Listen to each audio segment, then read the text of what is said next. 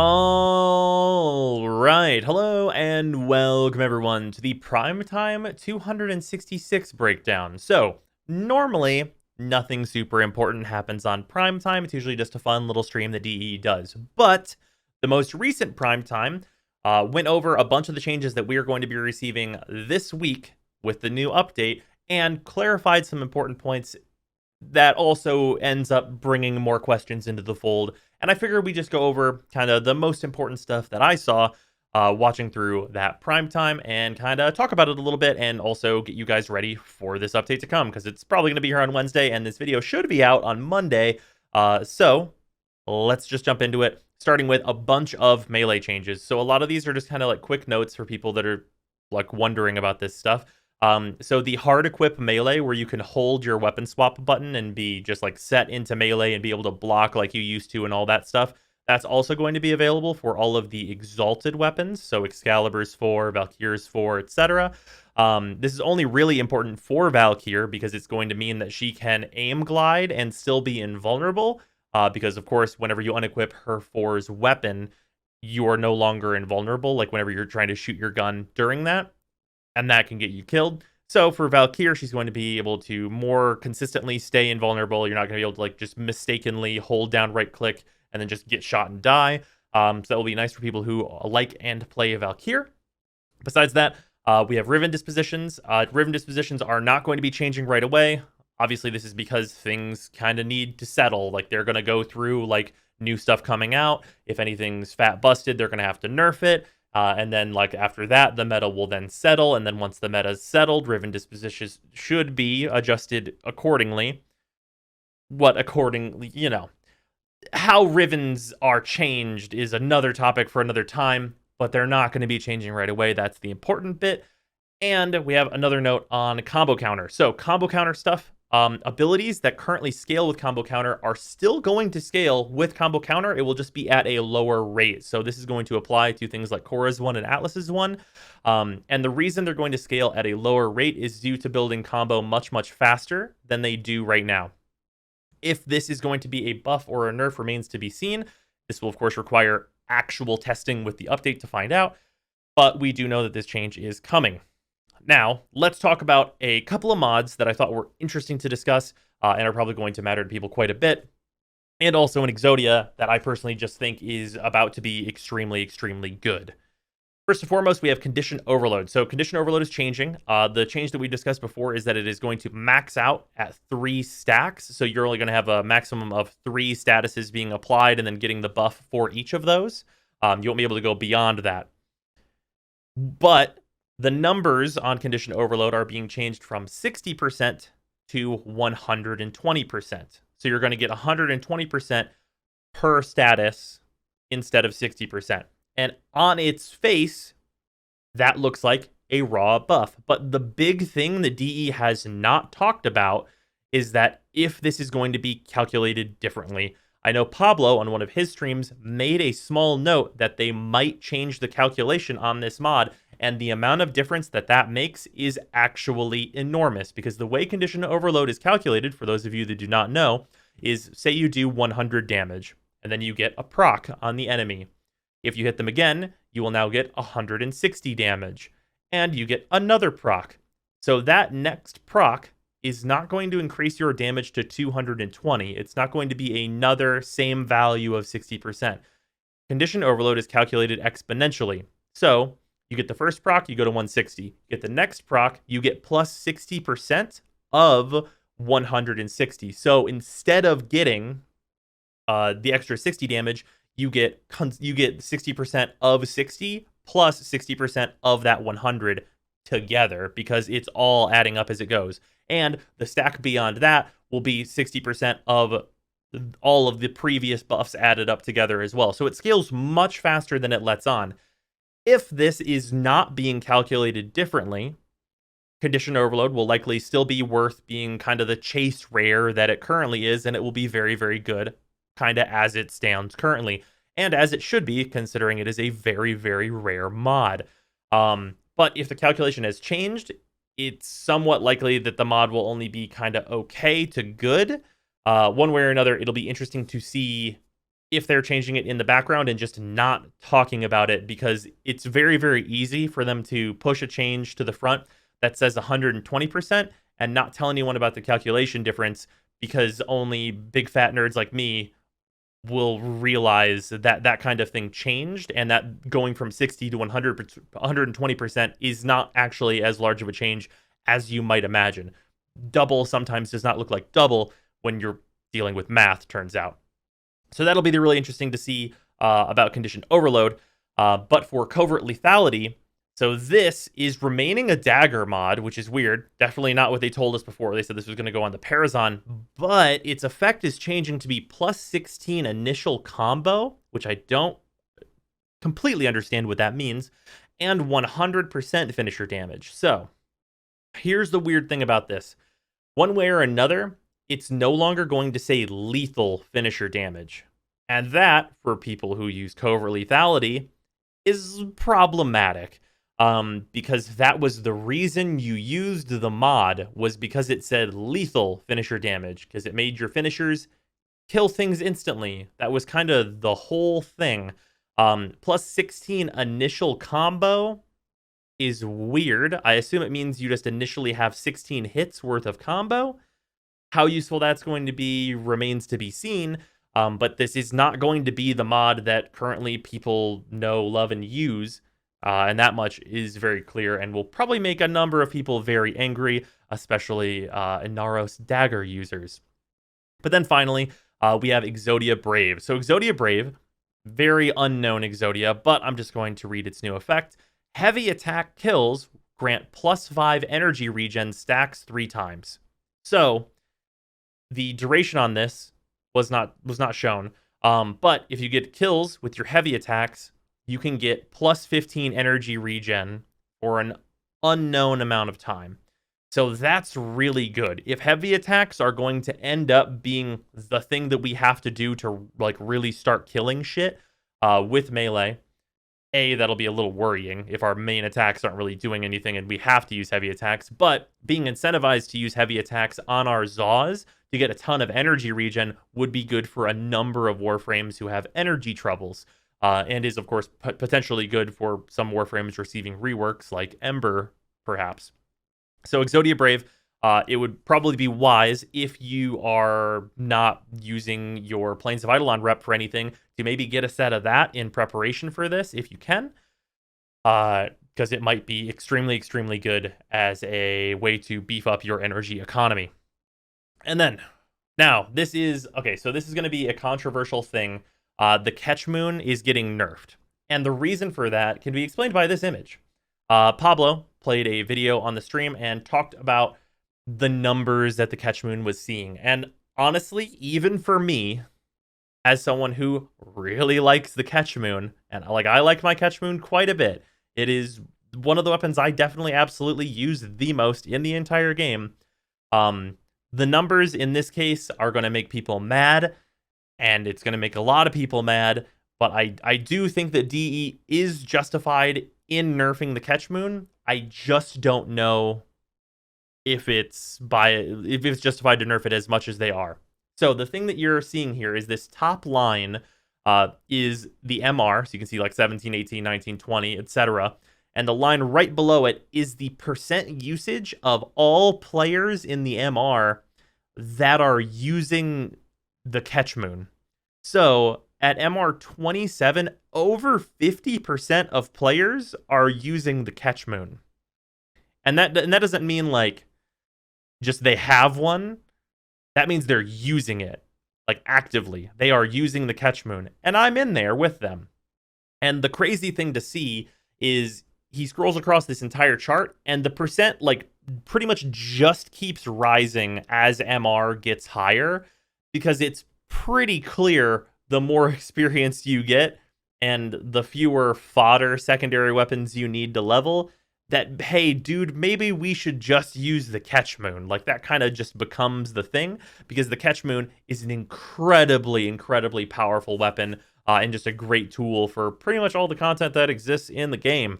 We've been calling it the better Archiplasmor for a while, and the Archiplasmor was nerfed because it was being used too much, and was too popular as well. And yeah, So it was being used excessively by everyone that could get a hold of it. So they're going to nerf it. But what is the nerf? So they're changing fall off damage from 100 to 10.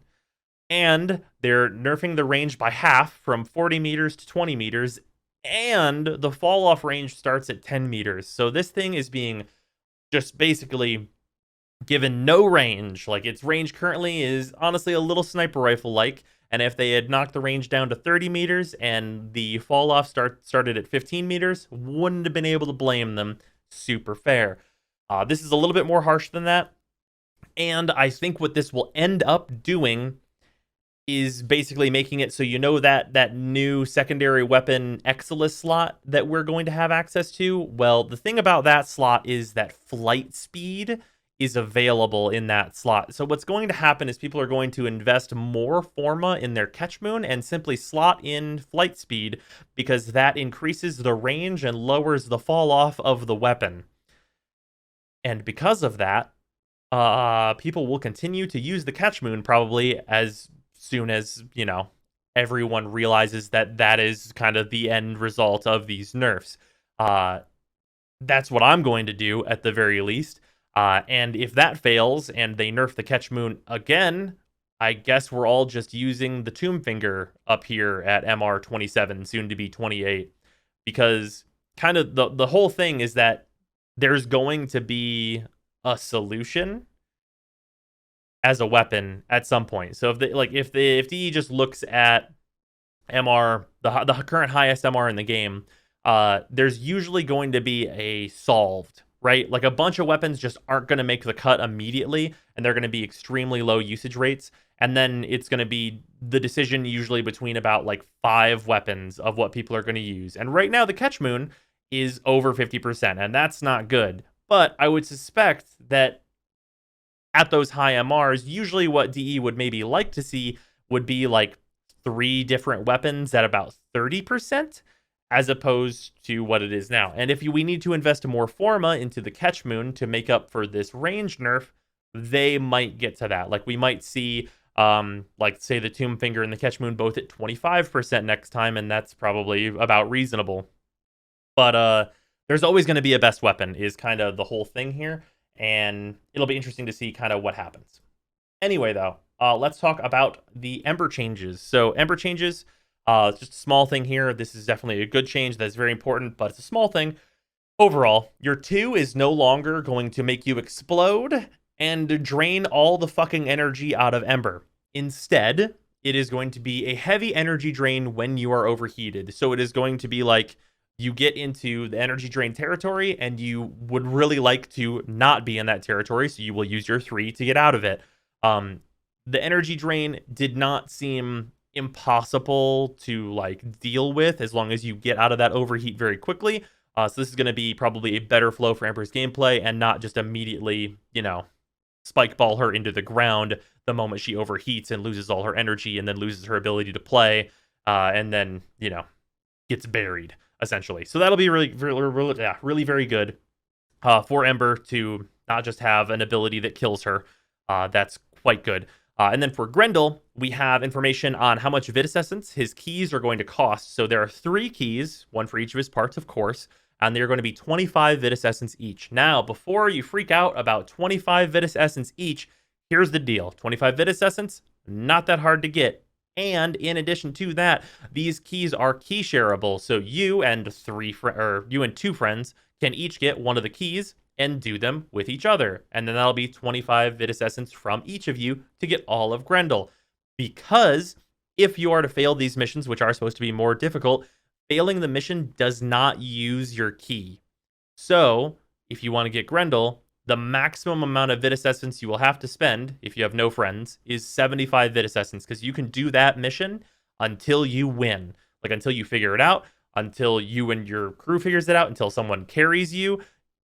You have that key until it's done. So that's really good. I initially thought that they would be probably like 15 Vitus Essence, but I didn't think that they would not get used up whenever you failed. Not getting used up whenever you fail definitely makes them worth it at 25 Vitus Essence, I think. And that'll be a good spot for Grendel to be gotten very consistently, I think. Now, let's talk a little bit about the Parison So the Parison is the new Data Blade dealio that they are going to be adding to the game. And we have some interesting information on it. So this is going to be given to all players, and it's present in the tutorial, and it'll have 6 mod slots. It will have 3 Requiem slots, and it will have 3 Parison slots. And what that essentially means is that you have 3 slots that are just for Requiem mods. That's all that goes in there, and those are used to figure out what kills your Kuva Lich. So you're basically having like 3 code breaking slots that are just for that specific mechanic, and then 3 slots are just for enhancing the Parison. So Intruder, which is a terrible mod that you should not equip, has become a Parison mod. But in addition to that, there are a bunch of mods that we do not know what they do yet that are going to be added to Spy Vaults in the place of credits and Endo across the whole system. So it'll be really interesting to see what exactly the Parison can do with those mods and what kinds of things we're going to get. With that, we have Requiem mods, Requiem Relics, and Requiem Fissures. So this concerns me, and I'll talk about exactly why after we're done reading through this stuff. So there are 8 new cryptic and invocative mods required for truly vanquishing or converting your Kuva Lich. That's all fine and good. Then we have Requiem Relics. New relics come from Kuva Siphons at a 30% chance. 30% seems pretty low. I really wish this was 50%, because then at least I'm coin flipping for it. But you do get guaranteed Requiem Relics from Kuva Floods, so that's something. But these hold Requiem mods and other rewards. Kuva, Amber Stars. I wish it was 2x Amber Stars. That would be considerably better, considering these are level 60 to 80 relics. Weapon Exilus Adapter Blueprints, which are actually not crazy expensive to build, so that'll be somewhat nice. And they'll also hold Riven Fragments. And Riven Fragments, you need 10 of them, and you can turn them in with Paladino to get a Riven. If you do not fucking remember who Paladino is, and I cannot blame you, it's the lady from Harrow's Quest. She's on Earth. So there you go. That's all the information you need to know about her. Then we have Requiem Fissures. So the Void is reacting to Kuva Fortress. New Tier 5 difficulty Fissures only on the Kuva Fortress will allow you to unlock Requiem Relics. They have a starting enemy level of 60 to 70. So this is really interesting. But this is the big but. And it's not a good but. It's not a good but that you want to look at. It's a but that may be ominously looming near you. These 8 new cryptic and invocative mods required for truly vanquishing or converting your Kuva Lich, I sincerely hope they are not consumed when you use them. Because I cannot think of a single thing that I want to do less than farm 8 mods forever that get consumed when I kill Kuva Liches. That sounds absolutely fucking horrible. But I get the feeling that if they want us to continually farm these Requiem relics, that might be the case, and that will fucking suck. And that's my big worry reading this, is that there's these relics that you get these mods from, and I mean, it would be a bad loop, I think, to have these mods, like once we get them, we just use them to kill a guy, and then have to go get the 3 that we used to kill the Kuva Lich again from these relics. That sounds like an awful loop that I want no part in. I'm hoping it is not that. I would love to be wrong about that. It would be my favorite thing to be absolutely the most wrong about it. But I worry that I'm right. If I'm not correct, this seems great. It seems very fun. I'm very much looking forward to it. I really want to farm all of these Spy Vaults. I want to do the new Requiem stuff. Like getting like the Weapon Exilus Adapter Blueprints, like getting some more Iatan Amber Stars, and like all that stuff seems nice. And I want to collect all the Requiem mods because they look really cool, and I want to engage with the Kuva Lich system.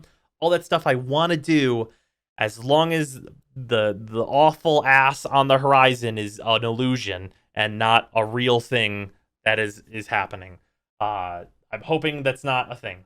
But moving on, we have some Kuva Lich stuff to talk about. So this basically what this boils down to is that the Kuva Liches are not going to ruin people's early game, because you have to complete the War Within before they're going to show up, which of course makes perfect sense and is very good. And we also have the full weapons list for the Kuva stuff, so we can see exactly how much MR is going to be here. And if you're a fan of weapons like the Karak, the Kortak, the Ogress, the Comb, the Tonkor, the Dragoon, the Stubba, and the Kuva Stubba is the Twin Stubba. Also, it's not the Twin Stubba. That weapon is called the Dubba Stubba. I don't know what the fuck is happening. How could it not be called the Dubba Stubba? That's what it is. But the Seer, just kidding. No one's a fan of the Seer. The Kraken, no one's a fan of the Kraken. I lied, sorry. Whoops. No one's a fan of the Seer or the Kraken. So moving on from those, the Brak, which people do like. And then there are 3 brand new weapons called the Ayanga, the Shield Egg, and the Chakur. So those are going to be something or other. But these weapons are going to be new to the Kuva Liches. Each version of them is going to give you MR once. So there are going to be a bunch of variants of the Kuva Karak. And any one of them will give you all of the MR from that Kuva weapon. So you don't have to worry about farming like a billion of these or anything to get tons and tons of MR. But we are going to be getting MR 28 from the inclusion of these weapons because it is a ton of MR overall. The only important note here that I know a number of people are not going to like is that these weapons are not going to come with slots. And you get a custom version to your Lich if you choose to Vanquish. That part, how random these weapons are remains to be seen and is a significant worry for me because the precedence for these is Rivens, and I personally am of the mind that Rivens are the biggest mistake in Warframe to have ever been implemented.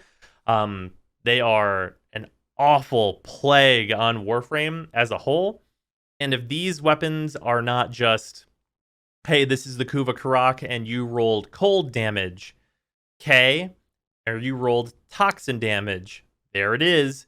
If there's a ton of randomness in here where it's like, okay, you rolled toxin damage, but only a little bit, and it could be so much better. And what if it was better? And if it's just the endless line of trying to get the perfect one of the perfect element of the perfect, and it's just nonsense fucking RNG all the way down, then man, this is going to be a really frustrating system to interact with. And I'm not going to want to do it. And that makes me feel bad. Because I want to hunt Kuva Liches. I just don't want to deal with more Riven RNG nonsense. Because there's a certain level of RNG where it's fun and it just drops in a video game. And there's the other level of RNG where it feels like I'm at a fucking casino. And that's what Rivens are. But yeah. Hopefully this stuff is great. I am very much looking forward to the update and like testing out melee and all this stuff. And it should be good one way or another. When it comes out, I'm going to be streaming. And speaking of streaming, I'm streaming today. If you guys have not seen The Outer Worlds, I'm going to be streaming that today. I streamed 8 hours of it the day before it came out, but we are doing more of that today, and it's going to be super fun.